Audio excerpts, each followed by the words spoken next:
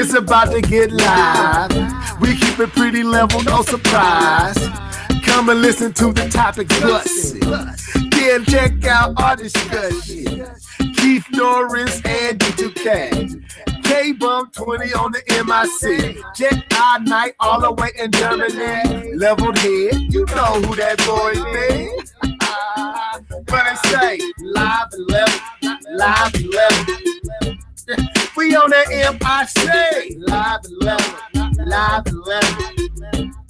We just talking them games. Live and level, live and level. Take a seat and listen up, man. Live and level, live and level. What's up, what's up, what's up, people? This is your boy, Levelhead, back with another Live and Level Gamers podcast. And I have the crew with me. I got D2K, K-Bomb 20, -2. But we in here. Welcome to the show. What's up, people?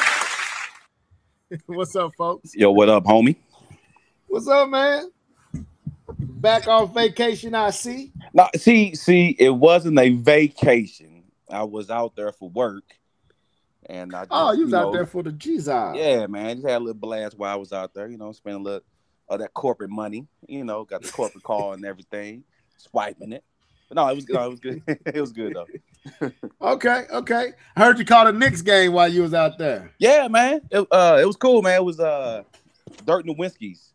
This is kind of like his farewell.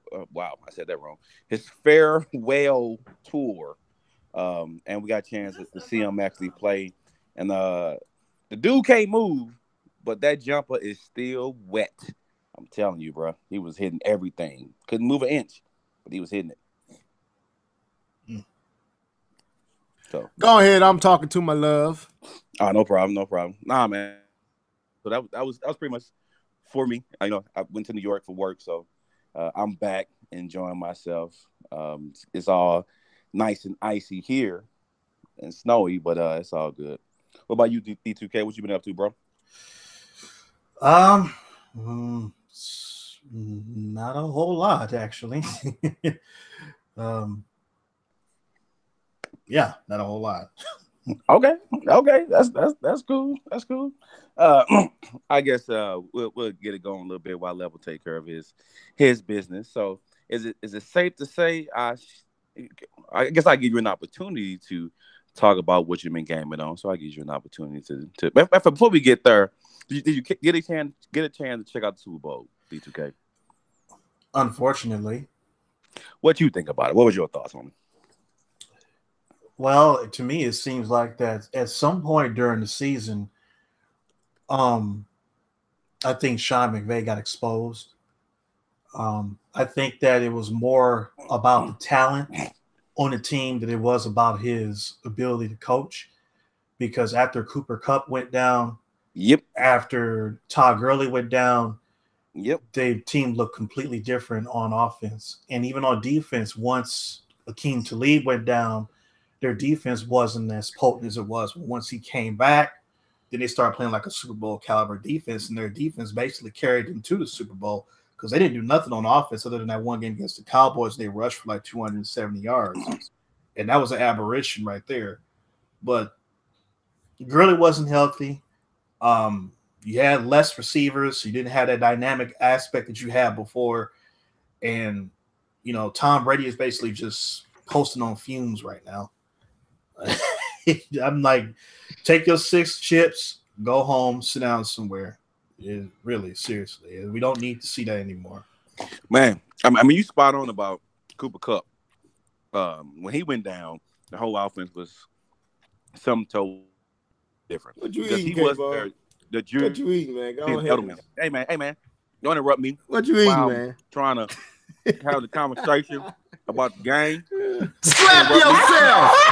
Oh my God! Smack it on something, man. I'm trying to talk about football. No. What you eating though? It sounds like it's good. No, it's called Mexican lasagna. It's my favorite dish in the world. Favorite dish. Where's in the this world. from? Homemade, man. The wife makes it.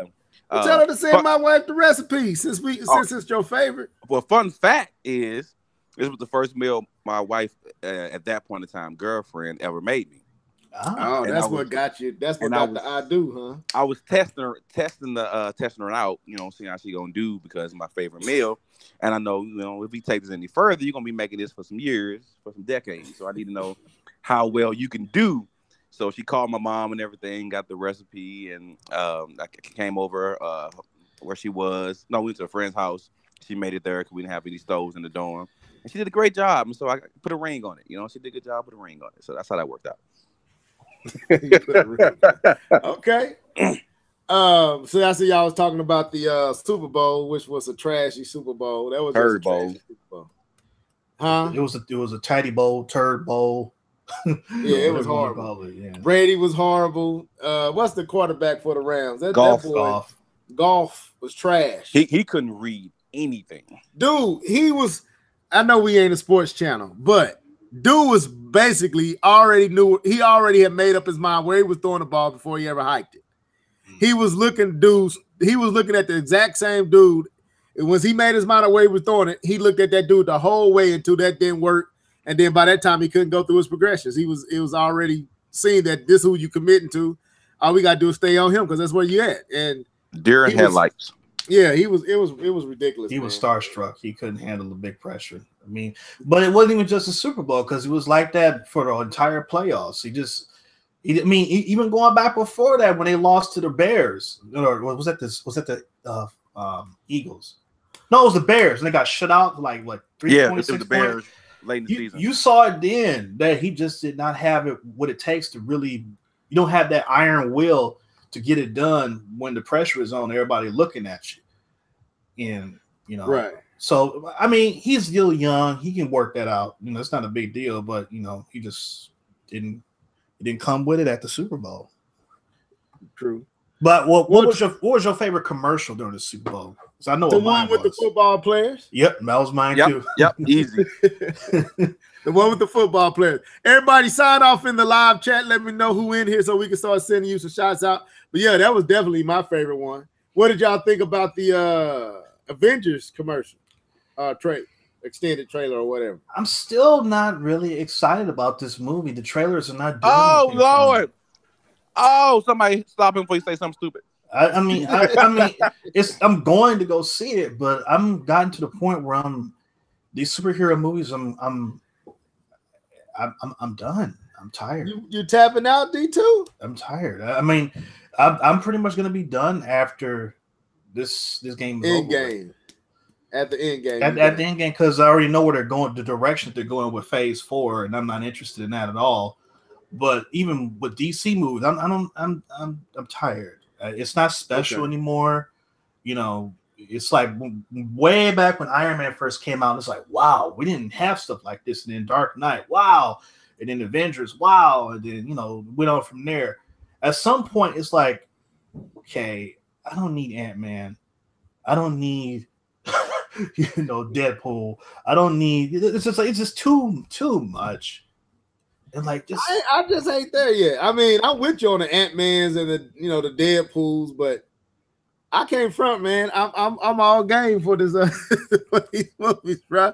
Like certain ones, because I try to watch all of them, but only certain ones really scratch that itch. Like Infinity Wars, of the Avengers, all those, and all the especially the first Iron Man, and I grew to like the third one more than I thought I did.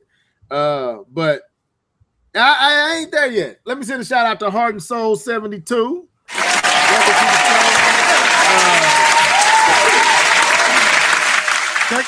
Keith, what's your? I mean, not Keith, but K-Bud, what's your take? Are you ready to tap out like D2? I'm trying to tap back in. I'm trying to get more in. I'm all for it. I'm sorry. I love how they've handled Endgame, and that they have not spoiled. And the only thing they've spoiled so far is to show you that Ant-Man gets out, even though you already knew he would. But nothing else. And I think that's a great job, and I hope they did that. In fact, I wanted them not to show any trailers. Just movies coming out. Well, unfortunately, some of the toy manufacturers have spoiled some things. Now, that's a different story. Yeah.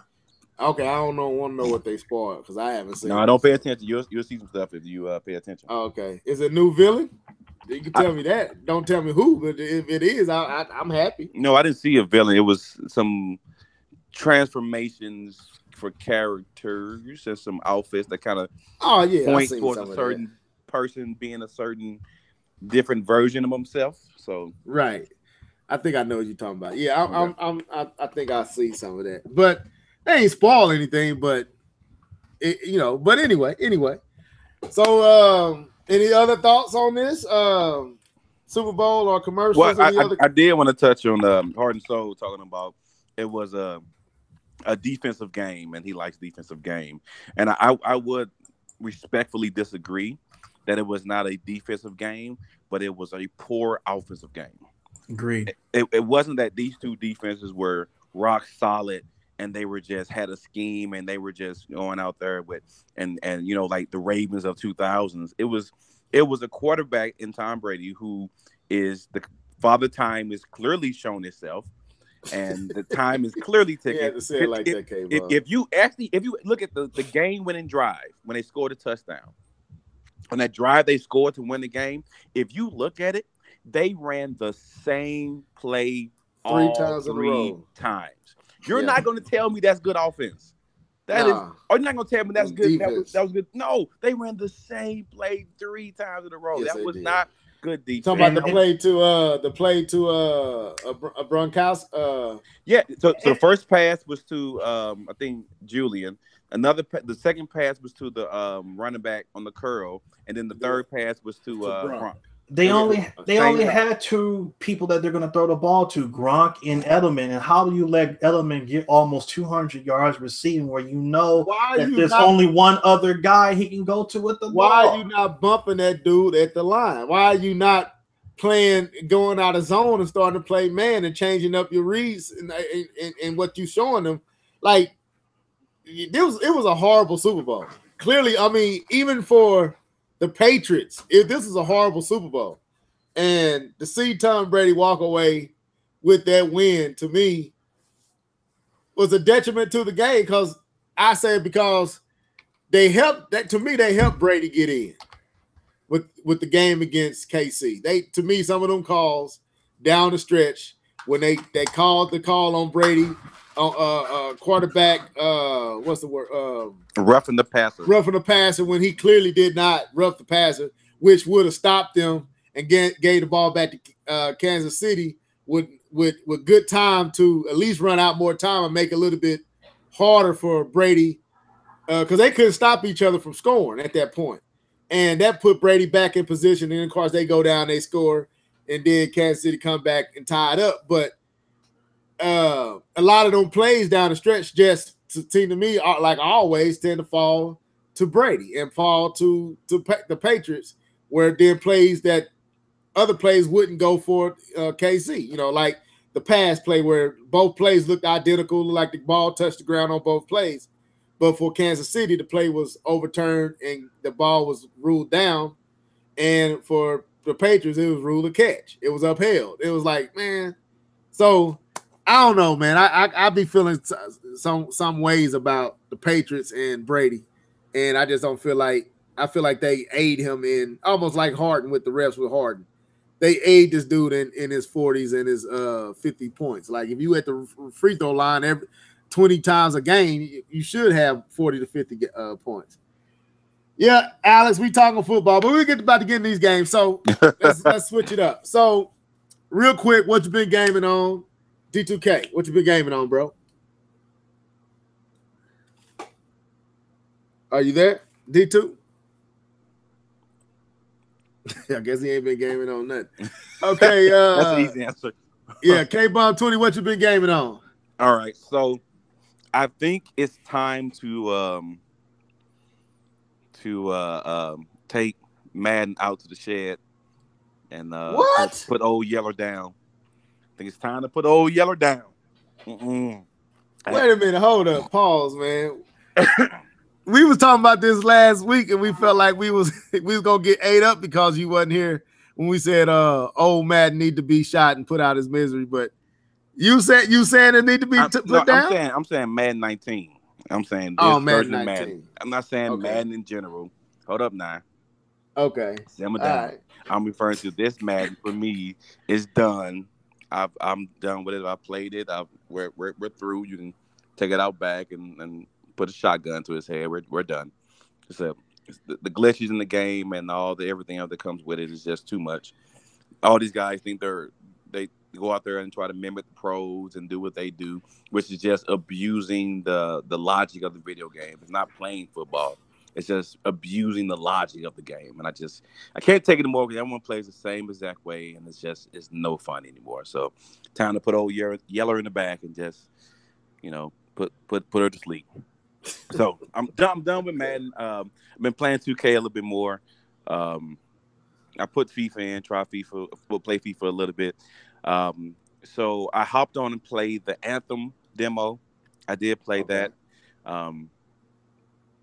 It is safe to say it is Destiny S, but it's its own game. It can stand on its own.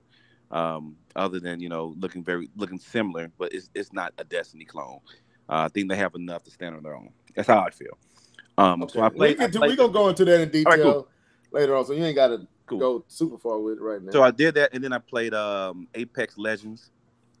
Played that, which is a new battle royale game. I'll say my thoughts. I think we're gonna touch on that a little bit later too. So I'll say my thoughts for that.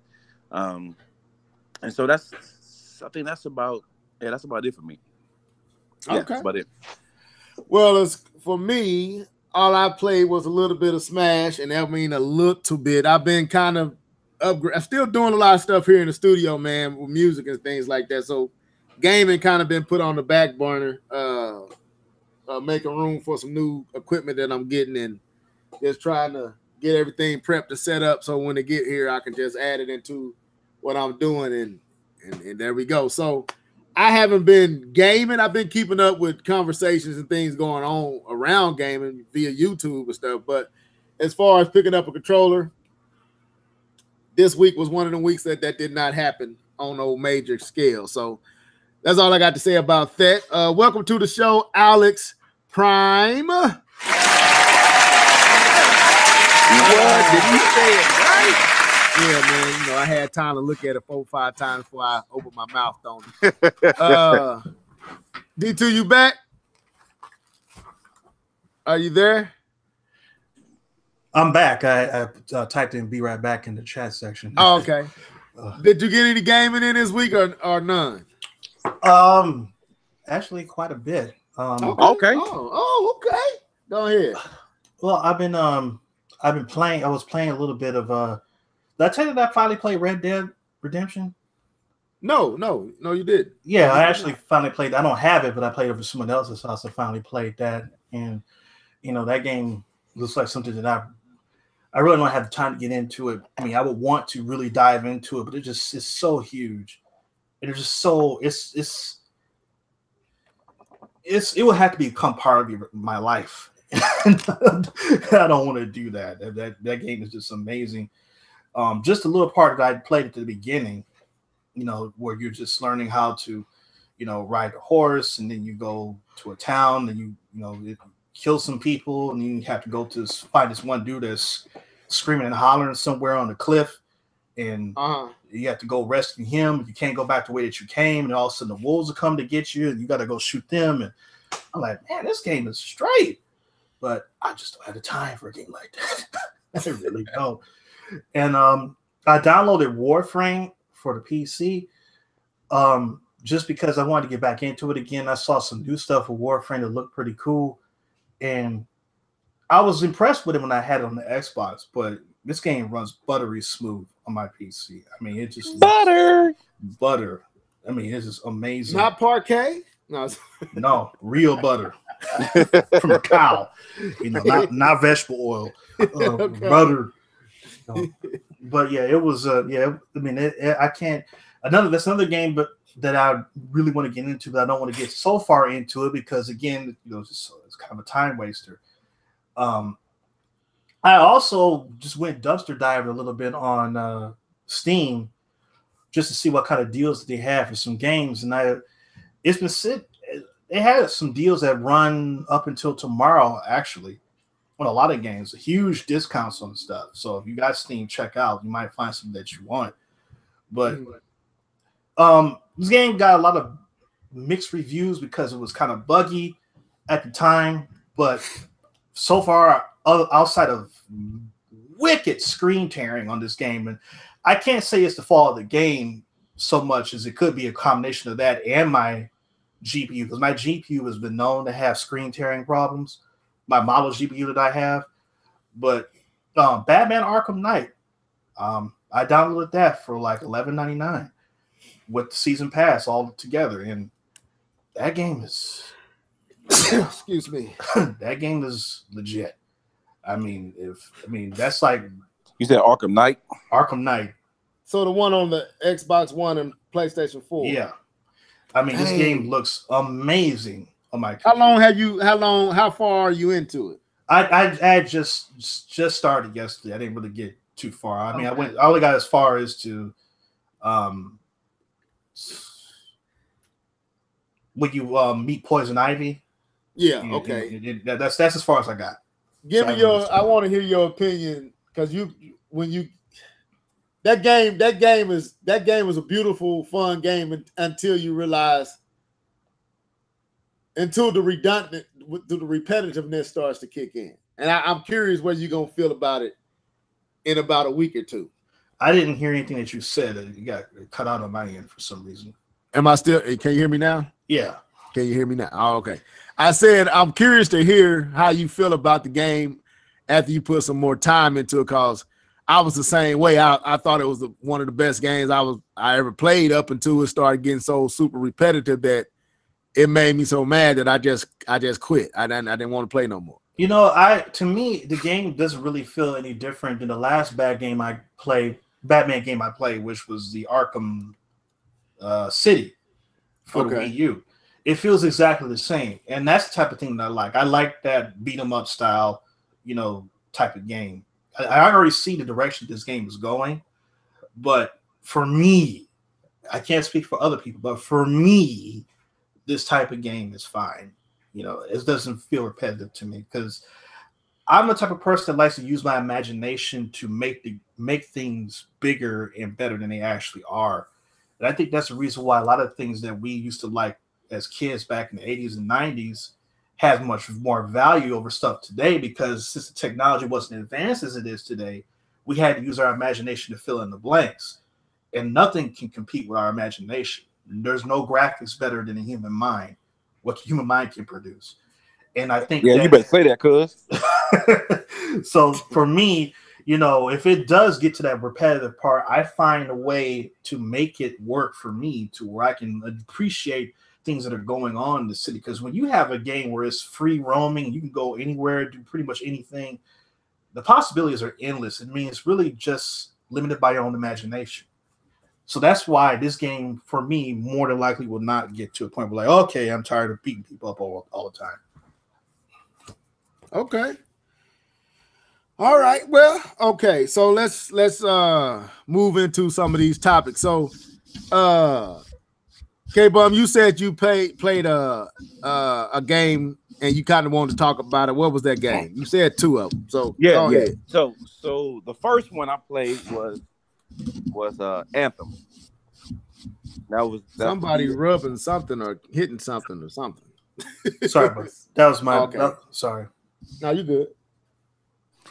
No, sorry. So the first game was Anthem by EA. This was the big the big reveal at, was it E3 last year or the Microsoft conference last year? Or this last year. Last year? Yeah. That's supposed to change the world and whatever, and supposed to be it's an amazing adventure that BioWare has been working on since they, punted that Mass Effect Andromeda to the third party, and that flopped, and so the whole reason that game flopped was for this game to succeed, right? Mm-hmm. And so I tried it out, had a couple of buddies to play it, and so it's being compared to Destiny. So, but I wanted to try it out for myself, and so I played the game, and it's a demo. It's a short demo. You can tell they learned some things from Destiny, from Destiny mistakes, and so they've done a better job with inventory. They've done a better job with, not locking you into a particular character like Destiny did. Um, and you can get character stuff for one character while you're playing for another, which is all cool. There's free roam in the game, which again Destiny was terrible at. So they've learned from that, and global events that happen when you're just in the world. So that's cool. As far as the game itself, the gameplay, it's okay. I mean, it's not bad. I it's I don't know. I don't know if we're at a point in gaming where nothing is really game changing anymore. You know, you don't pick something I'm playing like, wow, I've never experienced anything like that. I don't think we're in gaming. We're at the point in gaming anymore where you really get those type of feelings, and so it felt familiar while still being sort of different, but a lot familiar and a lot of sci-fi like you've already seen before. And so I say it was okay game. It was something I would probably get from GameFly, try it out, see how it plays. But it's one of those games I guarantee you, it's going to be one of those games that grow.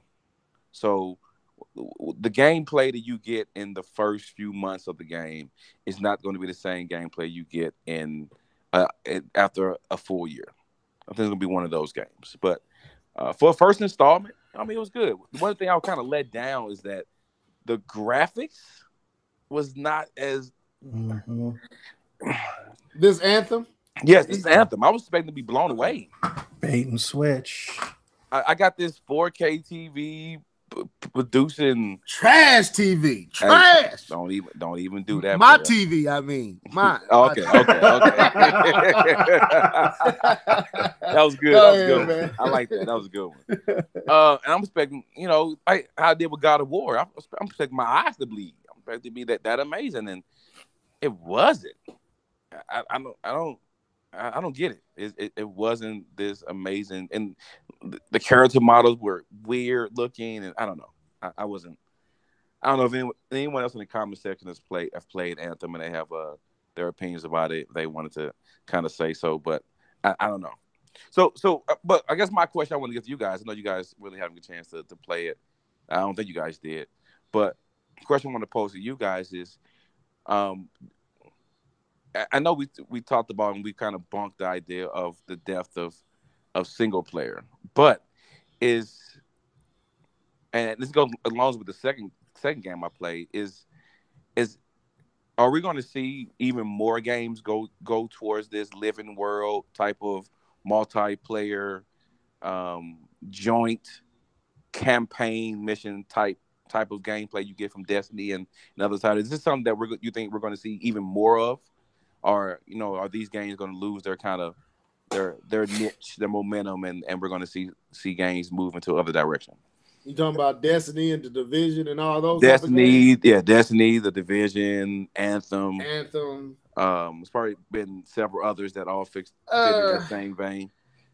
DT, you want to take a stab at it first, or you want me to go? It's hard to say because a lot of this stuff is developers and production companies being prisoners of the moment.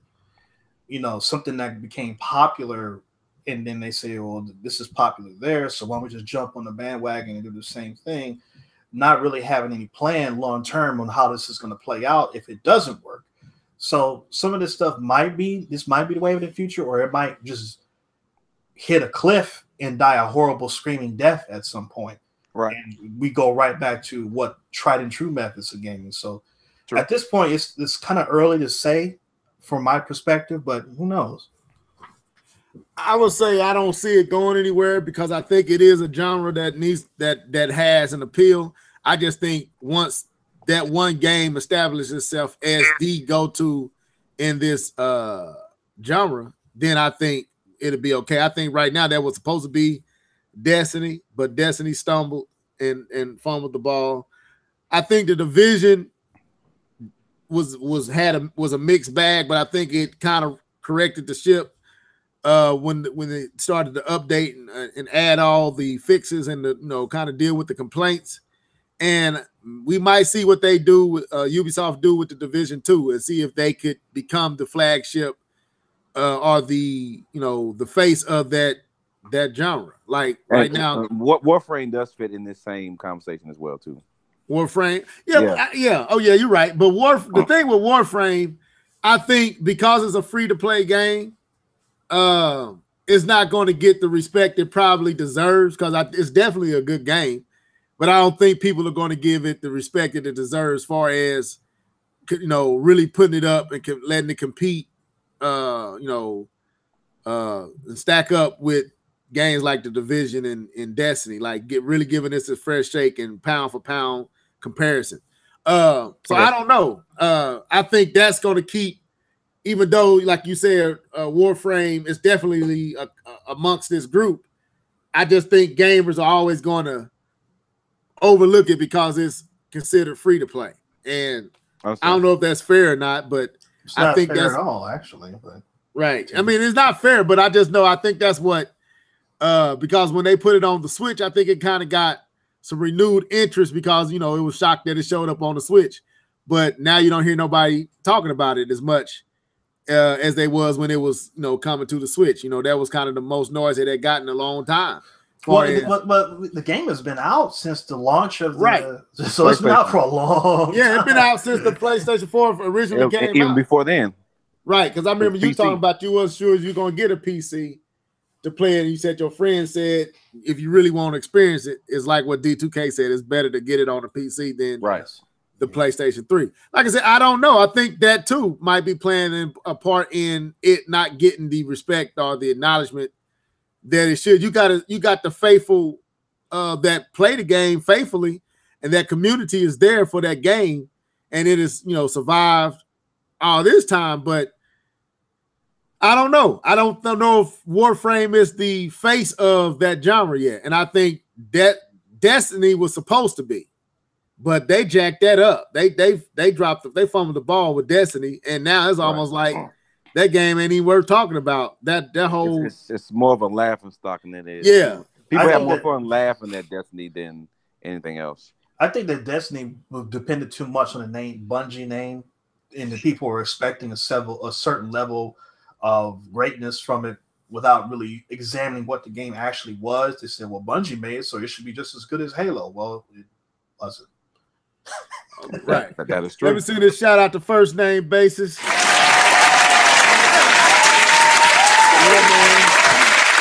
Yeah, it's been a minute, but it's good to see you back in the chat.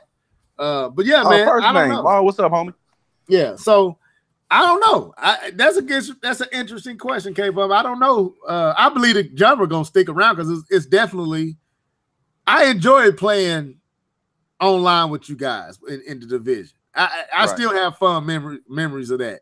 Right. And look forward to possibly doing that again if everybody go out and purchase the Division 2. But they just gotta knock it out the park and make it where it ain't a sponge fest and it ain't just a bunch of what's the word I'm looking for? It's a term that we use in gaming that expresses what I'm talking about, where you got to work hard to get what you get. Grind, yeah. The grind of it is what is a turn off. Yeah, I agree with that. So I don't know. I think it's here to stay, but you got to be dedicated. It's almost like what D2K was saying about Red Dead Redemption 2. Great game, but do you really want to grind like that? Do you really want to invest that much time into one game?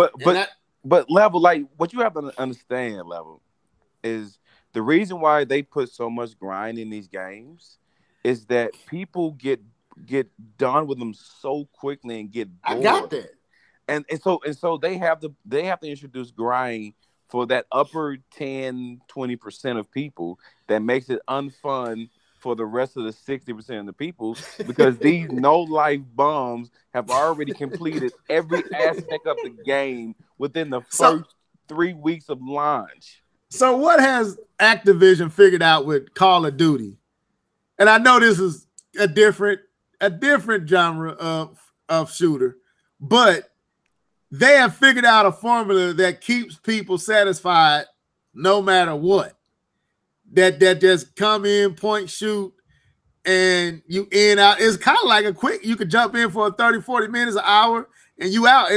Whereas the Division and Destiny, you got to literally sacrifice or be willing to commit 4 hours to get something done. Remember, we got to that one spot.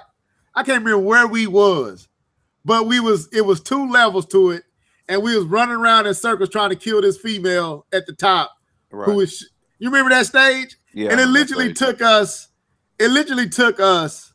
almost 3 hours to beat that, to overcome her and the different folks in there that she had on her, because she had her armor was up so high, D2K, that she was just a bullet sponge. So I'm throwing out, and you know they always say level head down with me because I got level shot. Head down. My boy King Cooper came up with that level head down. Got to go over here and save level head. He started that. So, but dude, we was in there for almost 3.5 hours. It was fun, but then you don't want to come back to it for a while. Right. Need a relax, need a vacation from there. Yeah. So I think that aspect kind of makes this genre, I ain't gonna say niche, but only certain types going to really get into it. I'm going to hop on here and disagree with you a little bit, because one of the biggest games in gaming that has one of the biggest audience is one of these. It's not this type of game, but it's an offshoot of this type of game. What you talking about? Wow, man. World of Warcraft. World of Warcraft, bro. But still, it's a certain type that goes every. But you have to understand how many people this game has existed for so long, and there have been so many clones of this game, and I agree with you here. But it's still targeting a certain type of gamer, though. Go ahead, D2. Even before that, EverQuest. Yep. I'm sorry, I forgot about that. But that's my thing. You getting off into the cats that's into the fantasy, magic and cards. No, I'm just saying the grindy, man. That's what keeps people coming back. But I don't. It's the grindy. To me, it's people basically living out their lives in a fantasy world rather than real life. That's what I'm saying. And I don't see that. I separate the world, the WoW or World of Warcraft from the junk. I know it's a game and is in the game and demographic, but I separate those that spend crazy amounts of time in that game from what we do in gaming. See what I'm saying? I think that's a whole different level, a whole different attachment, a whole different relationship with a game. The consoles have been trying to reproduce WoW since online was enabled. But they haven't achieved it. That's my point. They have. You're right. They have been trying to reproduce. But I'm saying that Destiny is the console's version of WoW.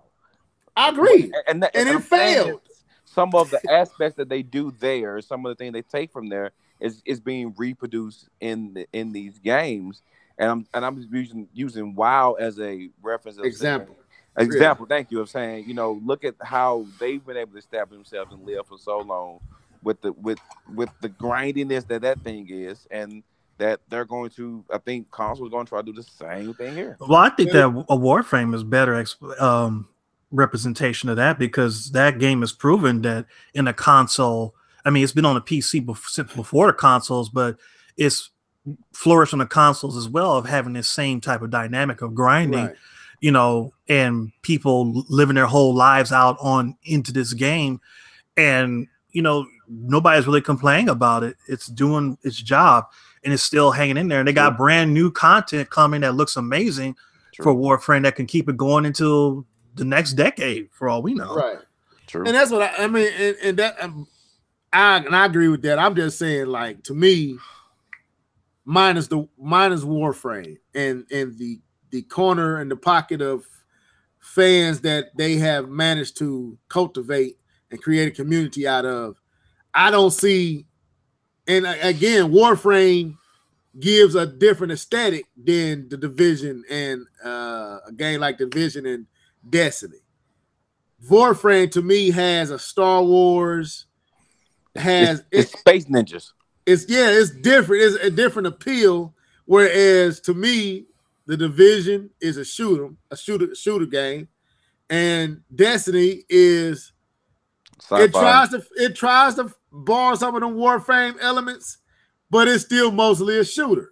And it got some sci-fi elements, some Mass Effect like elements to it, but to me, again, it just doesn't have the appeal that World of Warcraft has. It doesn't have that appeal, and it definitely hasn't carved out a pocket of the community that's big enough to where it is established itself and steady growing. I think it's dying. To me, I think the Division has managed to do a little bit better than Destiny, if I'll be honest. Okay. So what's this other game you was talking about? So the other game is so it's another one. It's another genre of games that people are jumping on the bandwagon, and that's the bandwagon. We can thank the whole Hunger Games for this, but the whole attitude of the battle royale game. Well, I'll take it a step back further. You can thank the movie Battle Royale for that. Now, when did that one come out? That I forgot when it came out, but the Battle Royale movie, that was a movie that had the girl that played Gogo Yubari in the Kill Bill movie. The girl with the ball and the chain that had the okay, yeah. She was in this movie before that. And wasn't Running Man or Blade? No, not Blade Runner. Running Man was similar. Talking about Arnold Schwarzenegger? Yeah, Arnold Schwarzenegger. Yeah. It was similar, but it was just basically him, and it was just basically created to try to take him out. Okay. It wasn't really a group of people. Okay. But yeah, Battle Royale was a movie that kind of started the Battle Royale genre. Okay. I didn't know that. I thought the movie was a response to the genre. You said the movie informed the genre. The movie, well, actually, no, I take that back. It came out after. It came out after Kill Bill. It came out 2011. Okay. And over here in the USA, now it says 2000. Hold on, let me check this out. Hold on. Okay, it was the year 2000 in Japan. Yeah, in Japan, it came out December 16th, the year 2000. Okay. Yeah, all right. Now we got it straight. Okay. All right. Now, so where you take what's your question with this K-Bomb? So I'm looking at Apex Legends, which is the one if this was a first person shooter, this would be considered a Halo killer. Now who makes this game?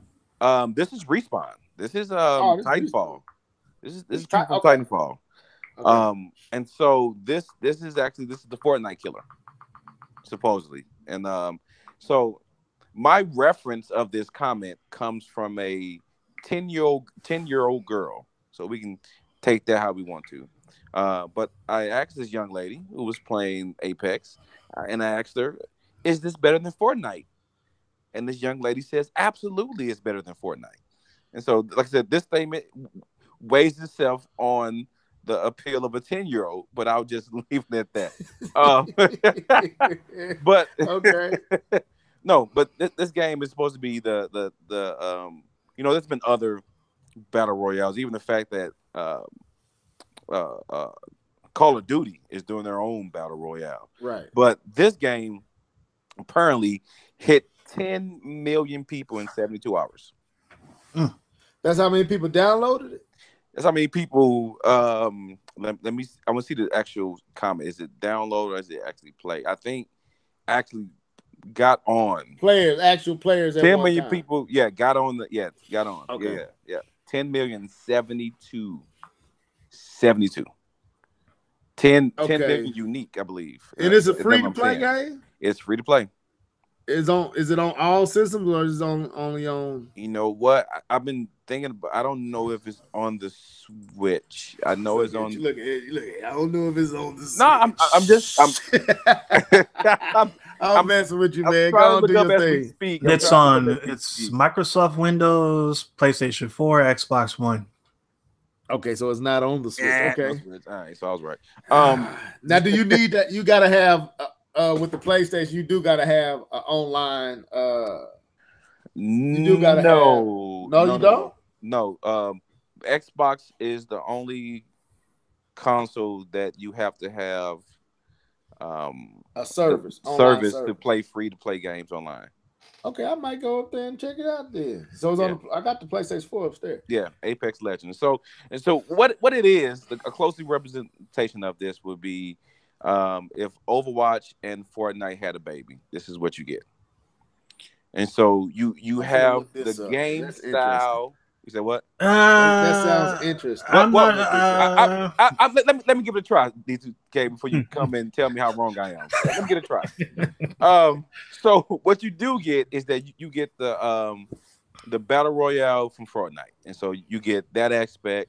You get the actually going out to find loot.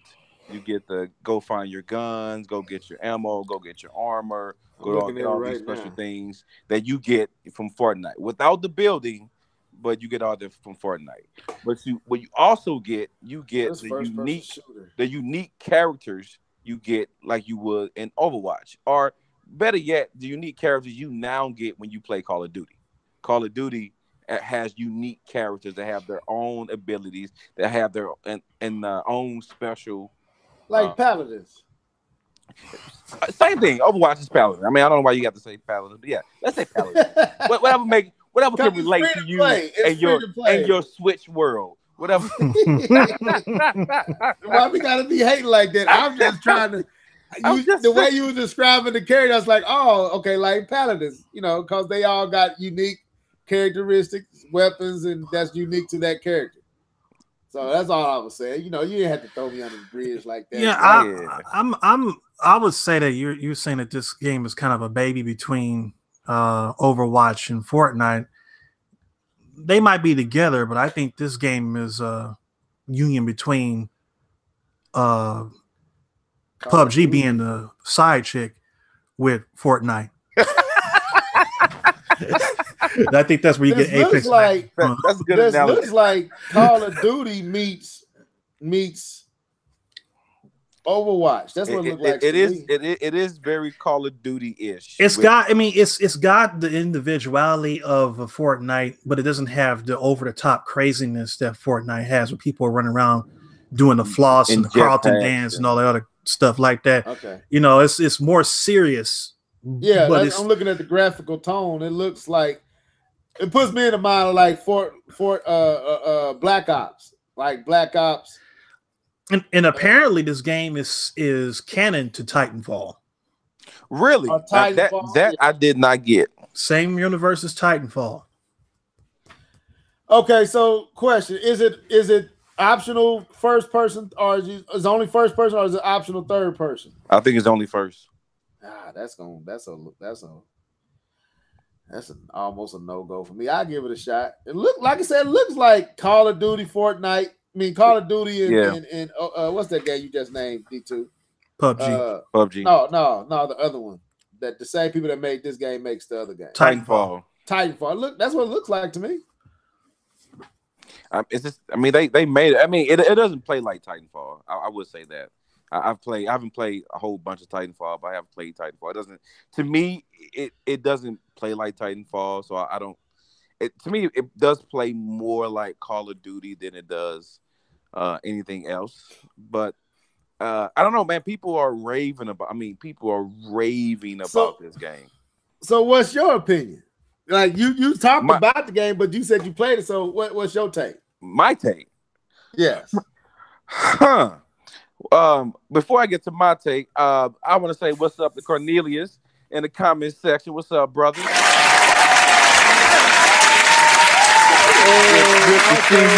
Also, the one named Shadow. What's up, bro? Okay. Give me a little time to formulate my Yeah, he said opinion. it takes place 30 years after Titanfall 2.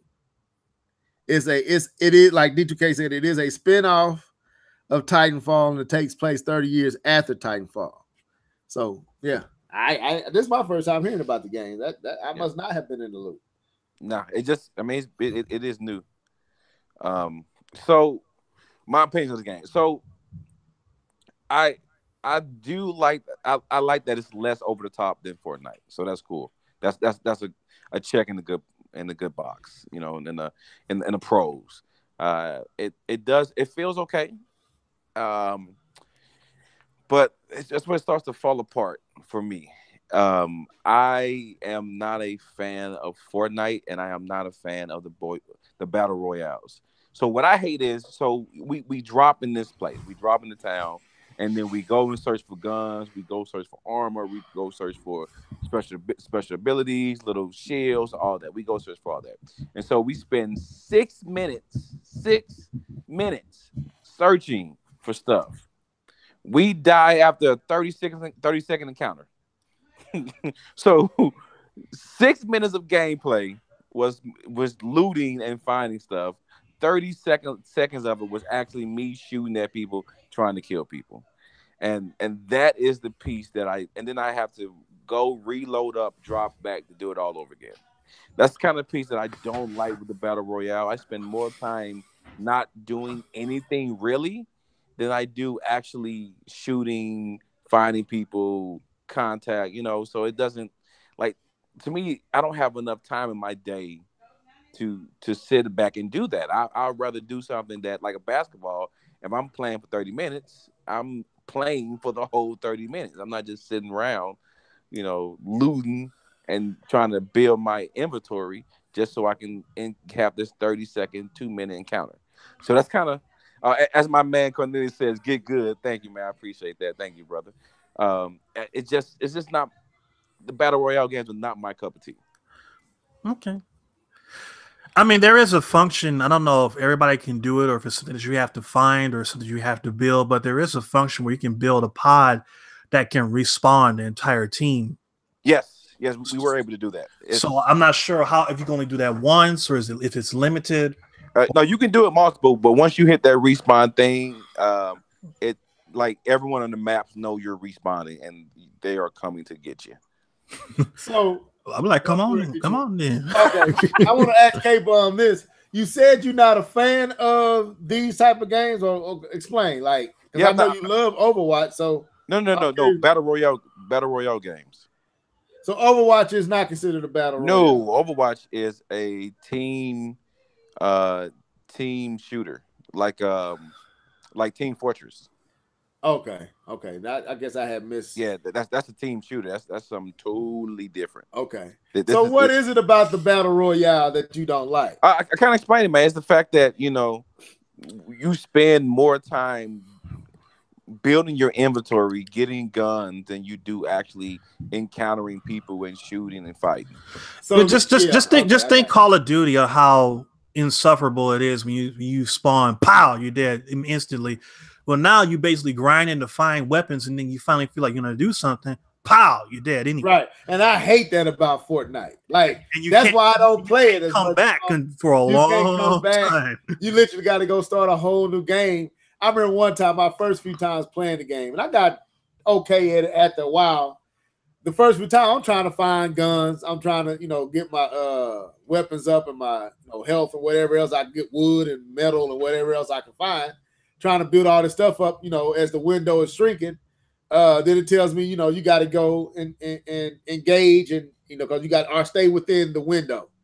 And I'm not finding the guns that's going to help me out once I come across the other 50 players that we playing against.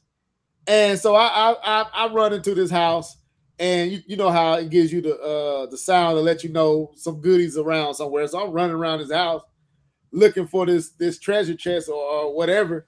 And as soon as I run upstairs, like you said, pow, there it is. I ain't engaged nobody. I ain't did nothing but look for a treasure chest.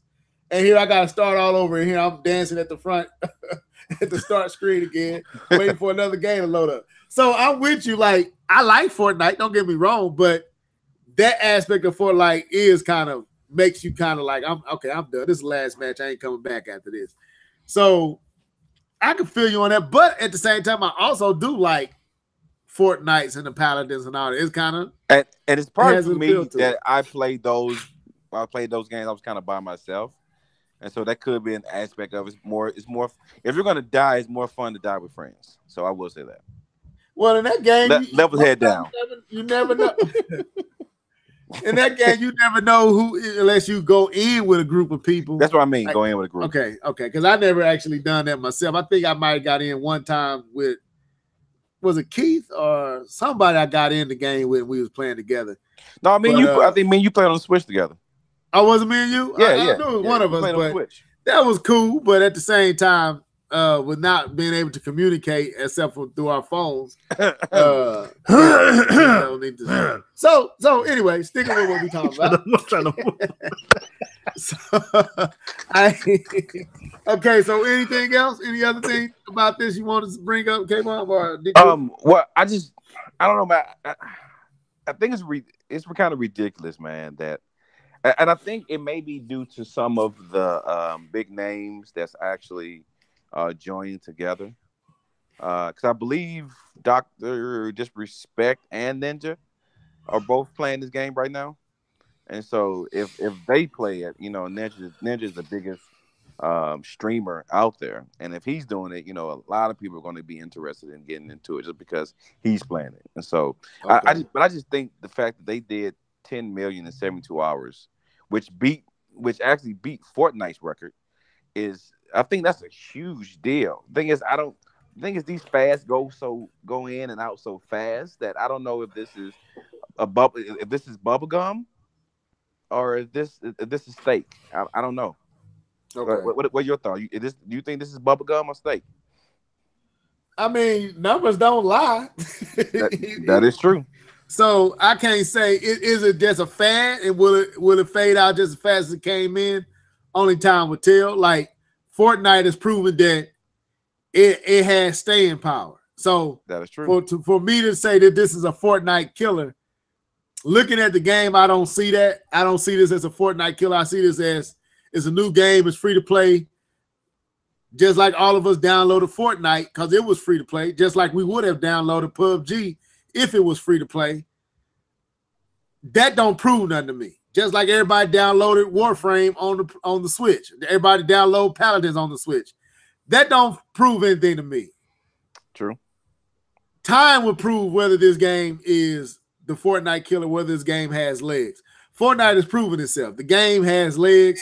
It ain't going nowhere for a while. It's here to stay. Looking at this game and what I've seen from it, I can see this game going the way to Dodo just as fast as it made noise. Probably over the next month, it'll probably be afterthought for folks, and they'll be back to Fortnite. That's what I see. I just don't see much here to keep you. It looks like Call of Duty, but I'm pretty sure it's not as good as Call of Duty. But you do have to remember. You do have to remember this. I was told by a 10-year-old kid this is better than Fortnite. That holds as much weight as anything. Let me send this shout out. Welcome to the show, Tiger Cool. And I appreciate you liking the intro, live and level. Live, okay. I will say this: that the actual one of the directors from Respawn, Drew McCoy, he says that they want to have cross-platform play with this in the future. Right now, they said that hardware limitations are the reason why they can't get it up and going just yet. So really, yeah, this is what he actually said. He said that prior to launch, McCoy confirmed plans to implement cross-platform play into Apex Legends in the future. While this is planned, cross-progress and cross-purchase are not possible due to hardware limitations. McCoy also stated that they will eventually like Apex Legends to come to iOS, Android, and Nintendo Switch, though it is not currently planned. Okay. So we'll see what happens going forward. Right. Now, speaking of crossplay, let's move into this. So I don't know if y'all saw this with the Xbox Live coming to supposedly some aspect of Xbox Live is coming to the Switch. Did y'all see any of this? I did see that. Okay, so I don't know what that means, but I did see that. I don't either. D2K, have you seen any of this? I didn't see anything about this out. I only heard about it when you guys were talking about it in the group chat. Okay, see, that's why I was hoping Keith would be here, because Keith kind of was the one that put me onto it. But if you're in the live chat, help us out. What's all the hubbub with this whole situation with Microsoft and Live and the Switch? I know there's some like type of partnership that's supposed to be coming down to where, but I don't know all the details of what's going on here. So it's hard for me to have a conversation, but I didn't want to, it was something that took place since the last time we talked. But let's speculate that, and let's go out on a limb and say Xbox Live is going to be offered to Nintendo Switch. How big of a game changer would this be? If would it be a game changer? I thought it was at D2K first. Well, I think the laughter in the background my bad. That kind of confirms everything. Oh yeah, so she laughing at what I said? No, man, Oh, she man. ain't paying no attention. That was perfect timing. Though. That was Like, good. Sound like Smokey's mom. Yes, he did. Without knowing what it is that they're gonna do, you can't really say what it would mean or what it wouldn't. I mean, because I don't know. I mean, I don't know what it means. I don't know. Does this mean that you can play Xbox, like marketplace games on the Switch? Does this mean that the Switch will have access to the servers for Xbox Live? I don't know. I don't know what that means. I mean, to me, it just is this like a backdoor approach for Nintendo to use Microsoft servers to enhance their online? Who knows? I don't know. I don't know. I don't know what it means until I get some information on what it is that they plan to do. I can't say, much of anything really. Right. Tiger King is saying that they're supposed to be announcing more at GDC next month. So in March. I guess what took place is this leak. This wasn't supposed to be out. It leaked out, and so but I guess it turned out to be something true. But the details of it, we won't get all the details of it until next month. So we can speculate and imagine. So we know that Xbox Live is a good service, it's a really good service. If this comes to the Switch full-fledged, I don't know, like I said, we don't know, just speculating. Could this be why Nintendo wasn't so was urgent about voice chat and all the services what they offer with their online service? Could this be why? Or are we kind of jumping the gun? And are we really saying that Nintendo put their stock into Xbox bringing over Live, and that's why they have this GIMP version of voice chat and everything else? Is that what we're really trying to say? I'm saying it because this is the same Nintendo who forced Sony into the game market because they play them. They don't trust nobody. No, I ain't saying they trust. I'm saying I don't think they will put trust into an opponent like that. I'm just speculating. I don't know what they're doing, but they're doing something clearly. They do their own thing, and I don't see this decision weighing on anything that Nintendo would internally do. I just from what I know of Nintendo, I just don't see how that's possible. Go ahead. That's me. Go ahead, D2. I don't know, K-Bomb. I can't argue against or for, so I don't know. I mean, I agree with what he said. Nintendo is pretty much they're a lone wolf out there. They march to the beat of their own drum. I mean, the Switch is a perfect example of that.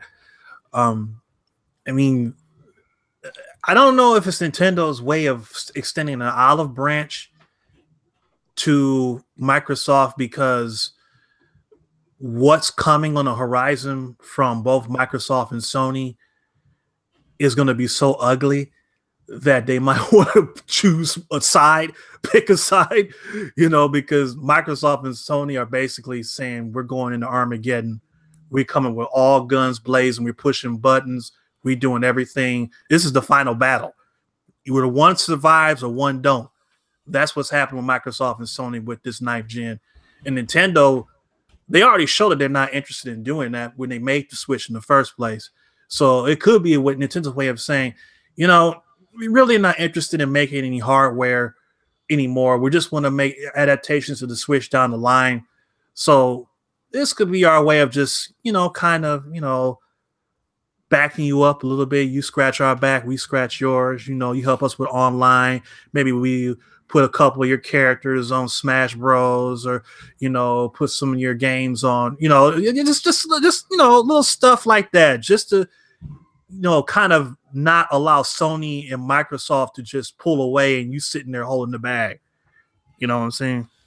I mean, I see what you say, but I see it possibly the other way around, that this could be Microsoft really saying play anywhere. We don't care about where you at and what system you got. Well, that was what I was saying in the comment section. That's part of what I'm saying, is that's part of Microsoft's strategy of the next generation, is that they're not looking to be tethered to a console to say this is the end all be all. Right. They're looking to say the Xbox is going to be the Windows of the gaming industry. Right. We want Microsoft, instead of having Windows, you have the Xbox operating system. Any device that you have, whether it's a phone, whether it's a PC, whether it's a tablet, whether it's a Switch, whether it's or whether it's one of their two main consoles, whether it's the Anaconda, which is a high-end console, or the Lockhart, which is a low-end console. Everybody gets what they want. And if you go back to the beginning, that's all Microsoft really wanted. They just wanted Windows and the PlayStation console, PlayStation 2, and Sony basically told them to go jump in the lake. So they said, well, we'll fix you. And they made the Xbox. Didn't work, but they still got their butts whooped. But still, that was the whole reason why they got into the gaming industry in the first place, because they just wanted to have the Microsoft brand on all devices. That is a true statement. There is no lies detected. So with that being said, so what effects would this have? Let's say everything we said pans out to be the case, and this is what they're doing. Look, you want to play our stuff and have our services, you can even have it on the Switch. We don't care as long as because if it's streaming and all that, and you downloading games and it's streaming, because that's what Microsoft trying to do as well. Like Project X Cloud. How would this alter the face of gaming and how we look at gaming and these companies going forward? It could tear down doors, tear down barriers that have been up for years. This whole console war nonsense will be over once and for all, because it will be, eventually, Sony would be forced into having to play ball with both of them, because it would you don't want it to become Nintendo and Microsoft versus Sony together, because that's not a winning combination for Sony. Right. So, because D2K. Let's imagine Microsoft has no footing in Japan. None. Zero. So I heard they sell like 3 Xboxes a week. Yeah. So I heard one speculation was this is a way for Microsoft to gain entry into Japan's market. Exactly. Through Nintendo. Yep. Because and compete with Sony through Nintendo, and this helps Nintendo because Nintendo honestly doesn't have the time, the resources, the knowledge to put money towards these type of things like what Xbox Live and Sony has managed to do with their online and all these type of things. Nintendo really ain't trying to put energy there.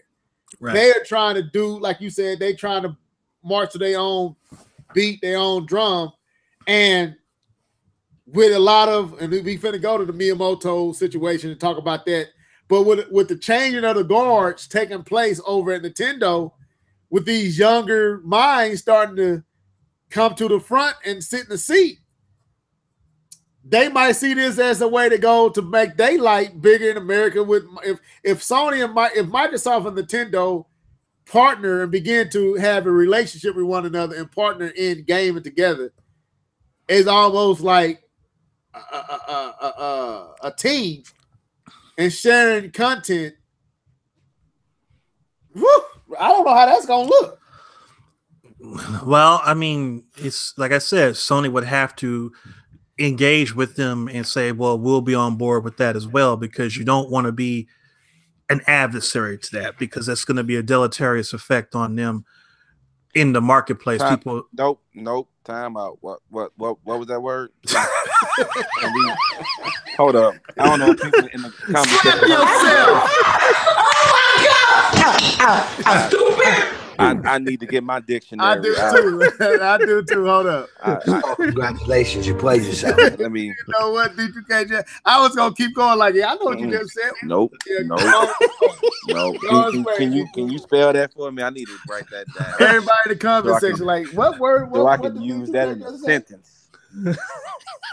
Go ahead, man. I agree with K-Bub. I didn't know. I forgot what I was saying after that. Well, it would have a negative effect on Sony. Yeah, let's simplify it a little bit.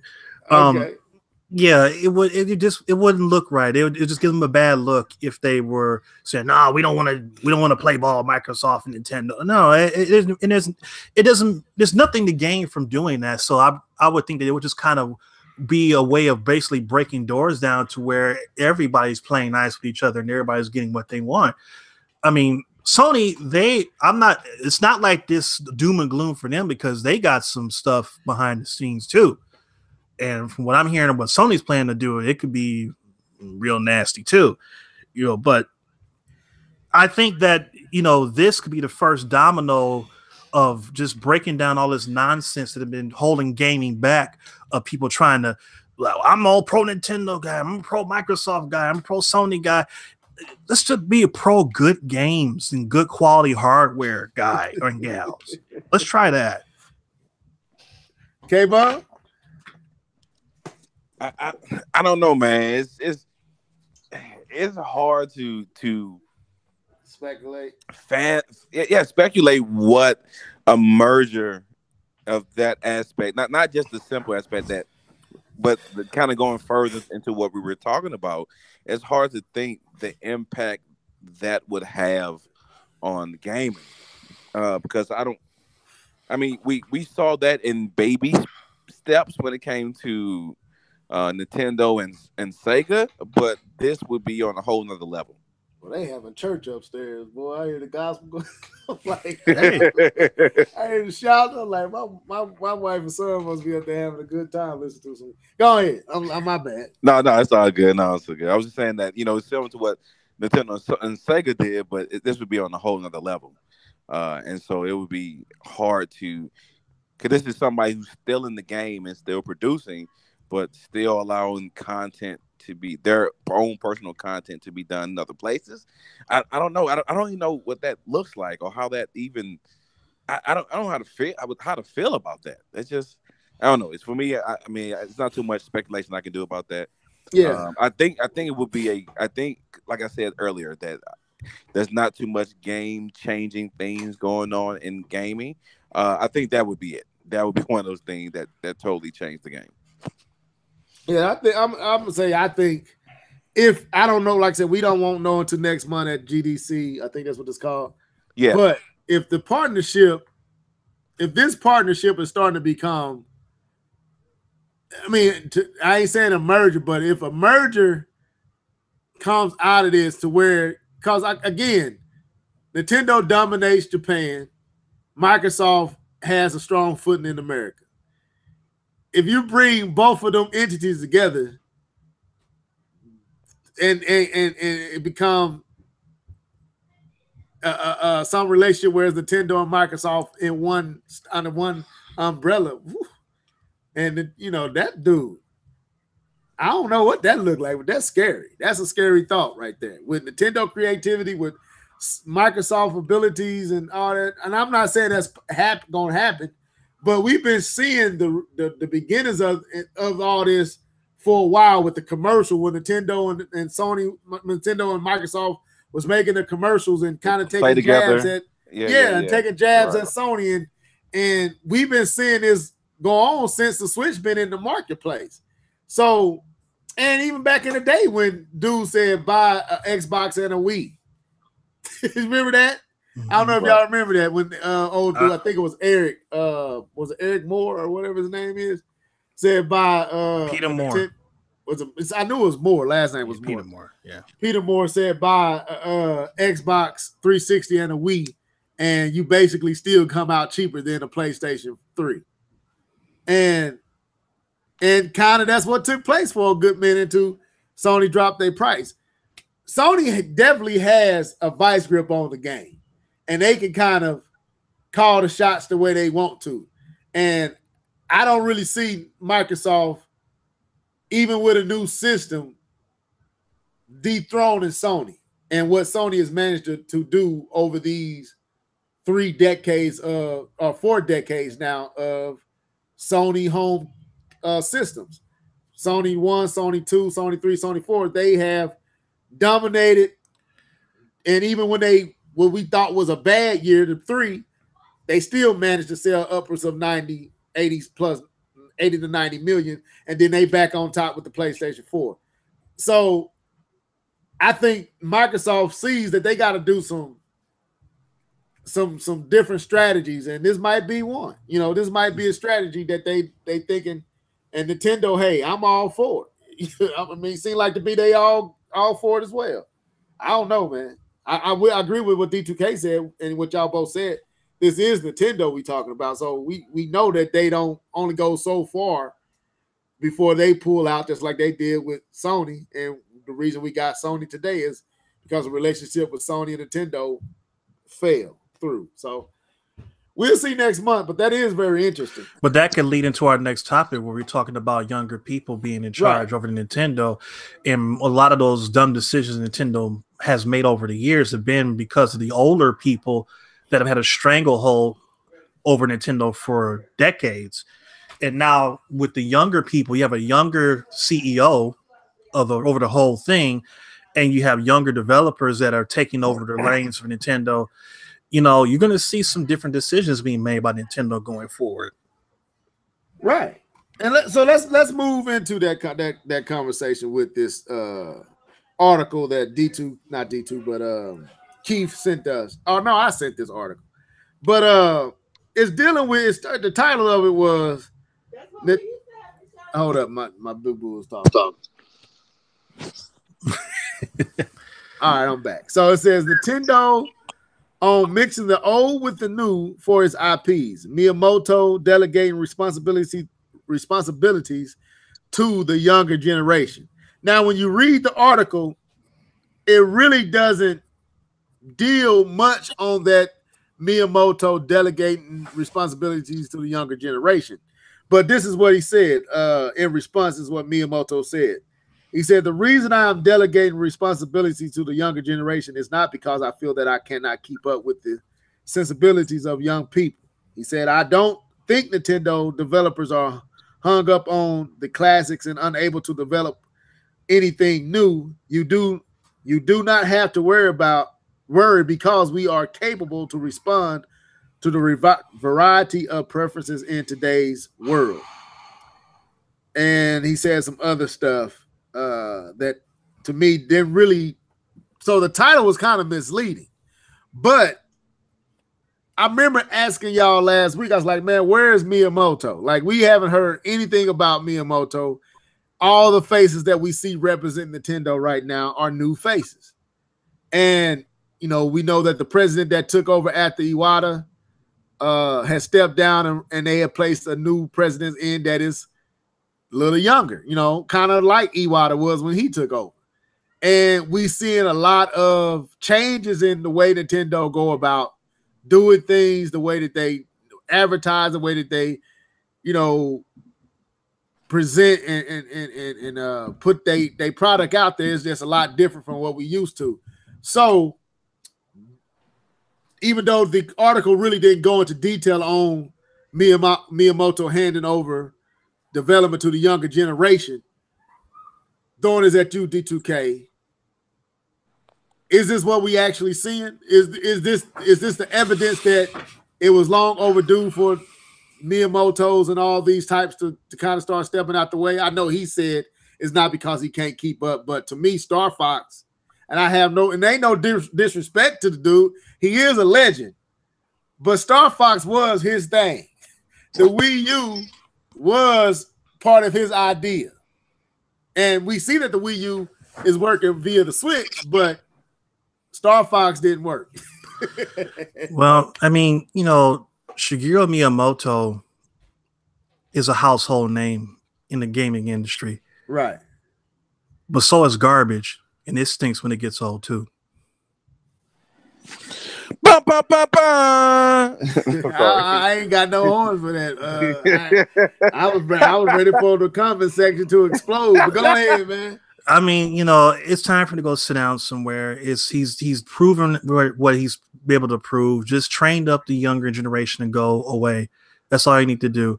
I don't attribute anything that Nintendo is doing right now that's good to anything that has anything to do with him. Star Fox Zero was a perfect example that he is completely out of touch with what gamers want. And that rash crack that you read about him saying that, well, don't think that we can't keep up with what the other companies are doing and we can do that type of stuff. Well, you're just basically telling me that you choose not to do different genres. You choose to give us ports of games that have been out 3-4 times already. You choose to give us the same genres over and over. You could have kept that comment right there. So that kind of goes into that a little of that what you just said. So that shows me with your actions that you don't have what it takes to keep up with the modern developers, and they need younger talent. They need fresh blood, and that's what they need. They're gonna need, I think whoever's in charge, I'm pretty sure. Well, I know that the vast majority of people that are at Retro Studios now are younger people that have not been there for a while. That's a younger, fresh approach that you have to Metroid, and hopefully that'll be good. And just get some of this young talent that's been chomping at the bit. They have new ideas that they can bring to Nintendo and bring them into the 21st century, because Nintendo's still operating in 1990. That's how Miyamoto still thinks. That's how some of this goofiness and quirkiness and stuff that was cool for us when we were kids, now we're grown and we got kids of our own. It's like, dude, this is not funny to me anymore. I mean, me and my friend were talking the other day about, wouldn't it be interesting if you took a different take with Zelda altogether? Instead of having Zelda being like this fantasy land and stuff like that, why not make a Zelda where it's based off of modern times, maybe even somewhat futuristic times, but in the same aspect of kingdoms and magic and spell. Yeah. Let the story linger, but the setting change. Like instead of Link wearing the tunic, he's wearing like some whatever kids wear today, stuff that's clothing that's common to kids these days, and in a lot of he still wouldn't talk anything like that. It would still be the same dynamic in the Zelda games, would give it a more up-to-date feel and a modern feel to it. That would be I'm with you. That would be cool to see something like 2022. that. So it's something like that. That'll be solely different. You still can have the magic. The Master Sword could be some type of like a mechanical thing that can like change into different. It could be a sword. It could be a shield. It could be all kinds of stuff. Like a mech type thing. Man, have you seen this show on Netflix called it's some trolls? It's an animation on Netflix where this kid finds this medallion. Let me look up this. Troll Hunters. Troll Hunters.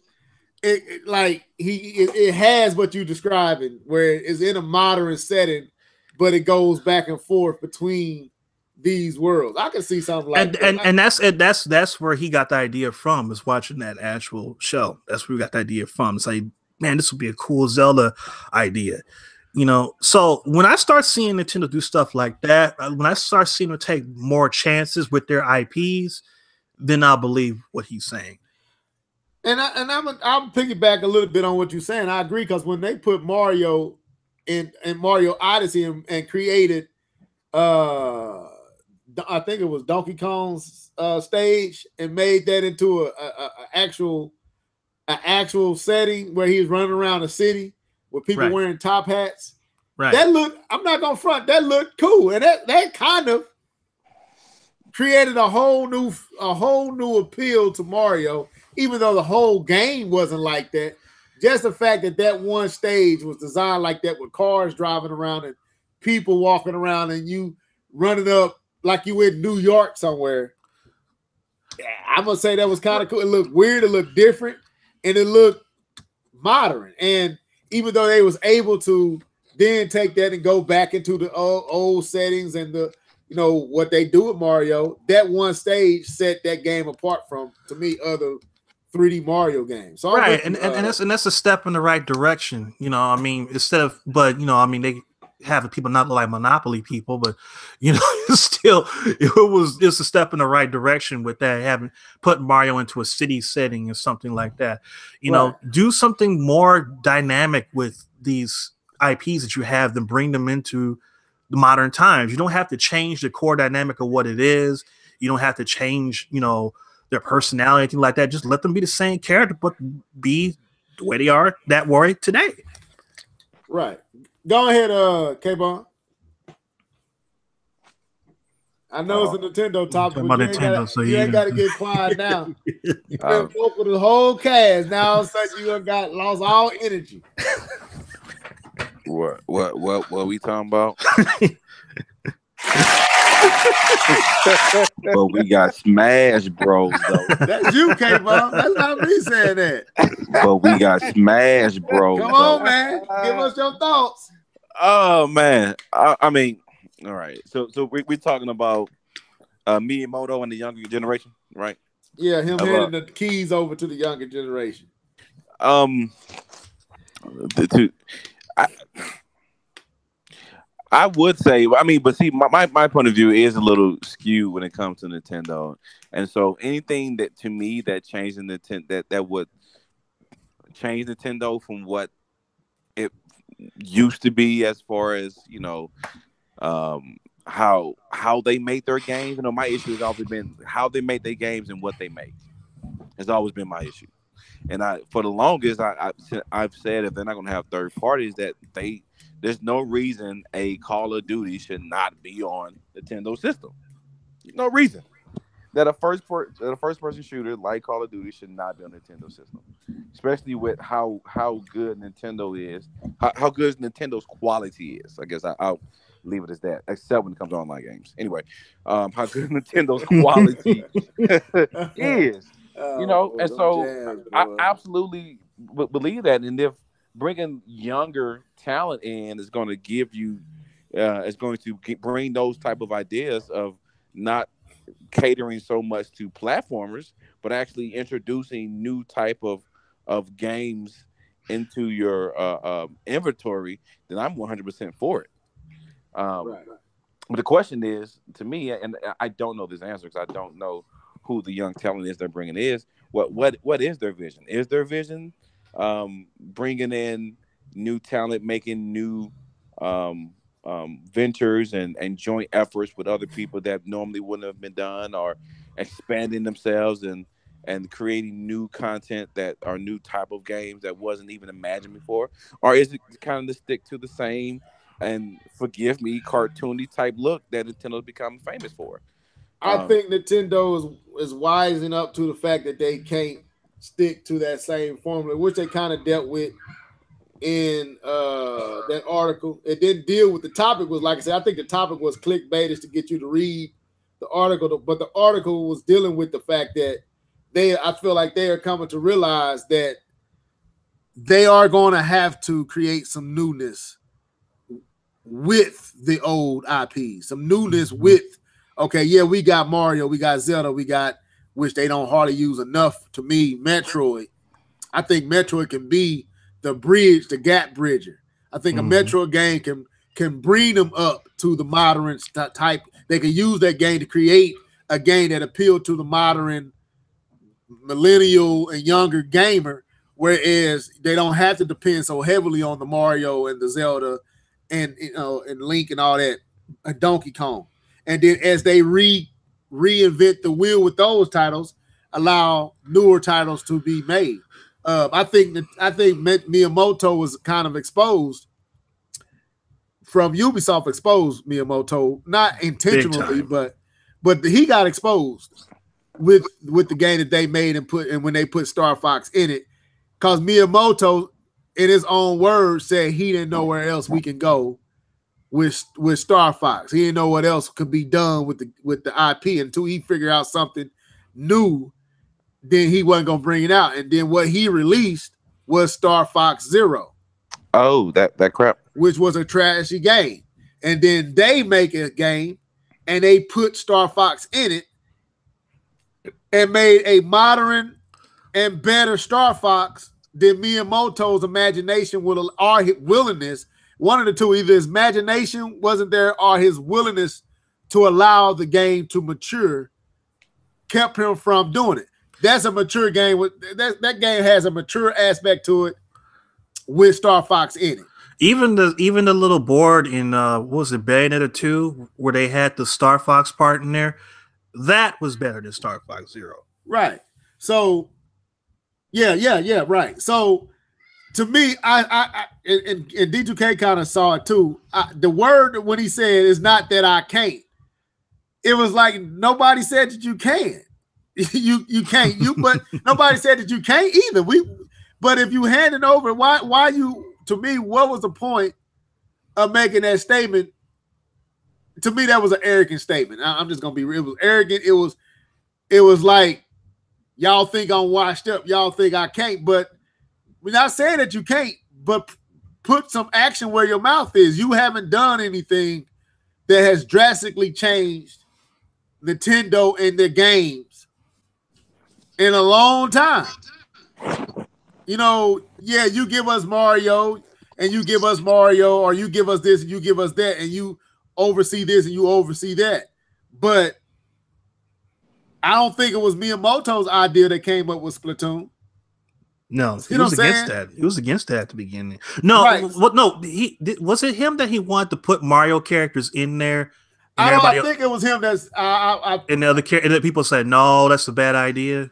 I think it was him. I want to say that, to be fair, I think it was him that suggested not to, but I'm not for sure. But it was one mind that wanted to make the Inklings Mario characters, and then from what I understand, it was Miyamoto who suggested not to, but I could be wrong on that. Somebody in the comment section, you familiar with that story? Let me know. I know Alex probably would know that for sure. But I think it was Miyamoto. I give him credit. It was him that said not to do that. Well, that's the last good thing that he did. If he did do that, but again, he wasn't the one who came up with the idea for Splatoon. There was younger creators that created something that was cool, and it caught on it behind the scenes, and we eventually got Splatoon, and it's one of the better games and more breath of fresh air games that came out of Nintendo in a long time. Nope, it was Miyamoto who said it. It was Miyamoto? Yep, it said Miyamoto thought there was no appeal to Splatoon at first, and he originally pitched Mario for Splatoon. Oh, I thought it was Miyamoto who said not to. Okay, see, hey. Swing and a miss. Swing, look, hey. It's called congratulations, you played yourself. So clearly do, but hey. But we got Smash Bros, though. But clearly. And that's not his baby. Oh, man, that's funny. So clearly, Miyamoto has, to me, has worn out his welcome.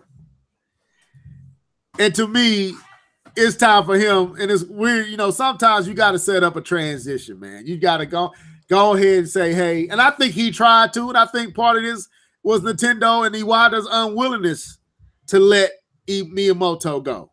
I think Iwata wanted Miyamoto to stay around just for the reason D2K said. He is a name. He is a household name in gamers' household. Everybody know who Miyamoto is. So for him to step down at that time would have been a blow with what the Wii U was doing. So he didn't. But I think it's good that Miyamoto is handing over the keys to some of these younger folks. He probably can't. He can't keep up with the modern gamer. It's just a fact. He can't do it. And maybe he need to go somewhere and keep working on Pikmin, and we cool. But get the keys to somebody else. And I think that's what's happening at Nintendo right now. There's a changing of the guard, and we getting a new Nintendo. It's to me is very evident that we are starting to see and hear a new Nintendo. But go ahead, whoever want to say it, we can close down. Anybody? Oh, I'm good. Okay. All right. So with that being said, any final thoughts? No, wait a minute. Somebody said he said not to put Mario in Splatoon. Okay. Where did you read yours from, D2? This is an article by Stephen Hansen. Back in March 18th, 2015. I'm not gonna read this whole thing. Basically, he said that he considered using Mario if we could not find the right character. Okay. And he was explaining why I was presiding. So they had not made up their idea of where they were going to go, and he suggested Mario rather than them, and then they came up with the squidlings afterwards. The Inklings. Yeah, Inklings. They came with them afterwards. So he did suggest Mario for that. And he didn't think this game was going to fly, and that's the reason why he suggested putting Mario in there. As I say, well, if you put Mario in there, then we can't lose because it's Mario. But that reason why he suggested Mario, because he didn't think the game was going to work. So, wow. So it's the case. So the fail stands. Right. If that's the case, yeah, it's time for me. It's been overdue, and I know a lot of folks back in the day would get super sensitive if you said what we said right now and act as if Miyamoto was untouchable. But I always felt like Nintendo's quirkiness, Nintendo's goofiness, the appeal that they chose to put out in their directs just was a turnoff to modern gamers. And kids didn't like it. Kids didn't want to feel like they was going to Disney World in 1978. You know what I'm saying? Like, even Disney's approach is different. Even some of the characters that they put out in your face are the modern princesses. They ain't still selling you Cinderella. They selling you the latest princess. You know, they Wreck-It Ralph and all them is who they so Moana and so it's like Tiana and right. Tiana, yeah. Right. So even they understand that we can't live off of Cinderella forever. We can't live off of Ariel forever. Snow White. They change up. And as much as I love Mario, and I think Mario has stood the test of time, eventually even Mario is gonna have to hand the keys to a new character. And I hope eventually they create a character that could take over for Mario, even though Mario keep making Mario games. But they need a new flag. They need to create a new face. A face that can rival Mario, that can compete with Mario. I think they do. I think that'd be healthy to have a new face that can stand step in step with Mario. Jordan had to retire eventually. Then we got LeBron. You see what I'm saying? Kobe. I forgot about that guy. I forgot about him. Kobe Bryant. That's right, Kobe. The Black Mamba. Right.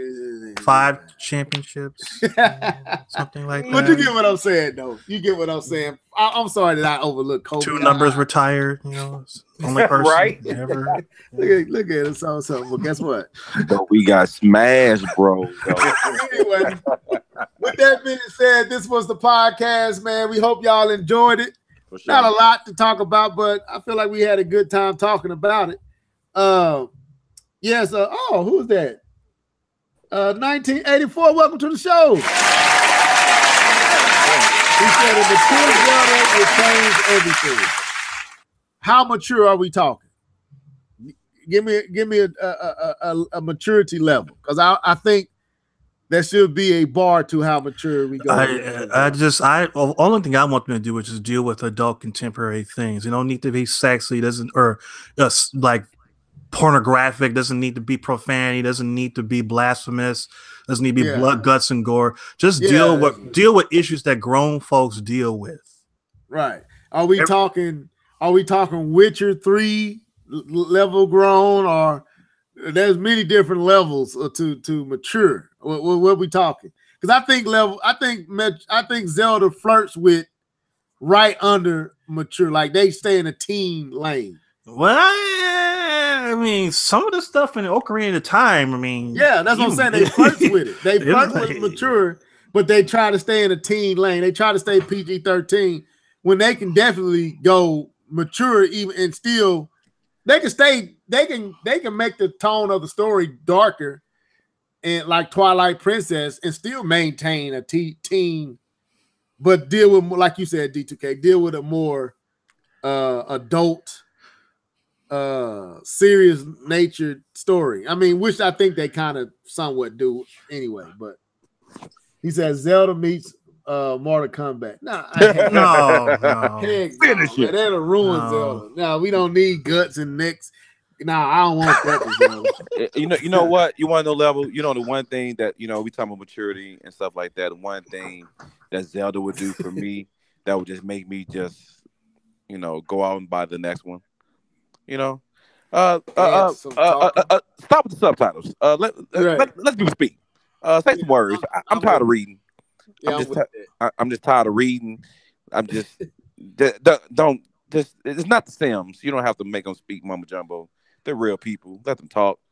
Get some voice actors in there. Get some Red Dead voice actors or something like that.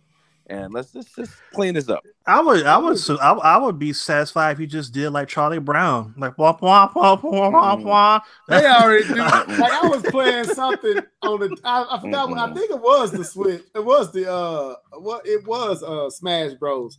And it came up to what you said. I got annoyed with having to read all the boxes. And I'm like, why don't y'all just talk? Why you just won't?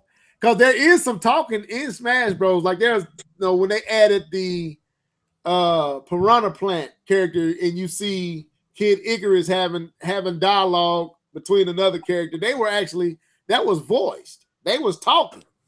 And so it ain't that Nintendo can't do it. I don't understand why they don't. I guess it costs more money and more time.